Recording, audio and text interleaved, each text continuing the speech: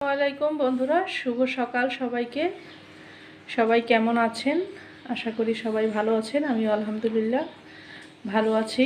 গত দুদিন ধরে মানসিক অবস্থা খুবই খারাপ। যেহেতু আমরা গত দুদিন ধরে প্রাকৃতিক একটা দুর্যোগের সম্মুখীন হচ্ছি, তো সেই আতঙ্কে মানসিক অবস্থা বেশি একটা ভালো না।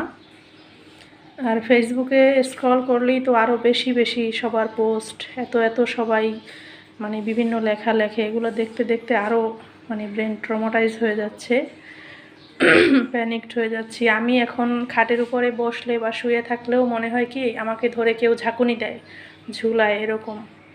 তো আমরা অহেতুক মিথ্যা প্রচার থেকে সবাই বন্ধ করি। উল্টাপাল্টা পোস্ট, লেখালেখি, এগুলো থেকে সবাই বিরত থাকি। যেটা সত্য সেটাই লিখি, মানুষকে হুঁশিয়ার করি, সতর্ক করি, সাবধানতা অবলম্বন করি যতটুকু সম্ভব। কারণ এটা এমন একটা প্রাকৃতিক দুর্যোগ, আগাম কোনো বার্তা নিয়ে আসে না।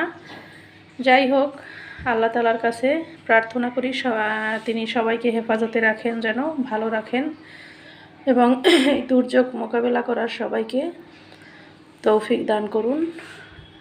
ধন্যবাদ। সবাই ভালো থাকবেন।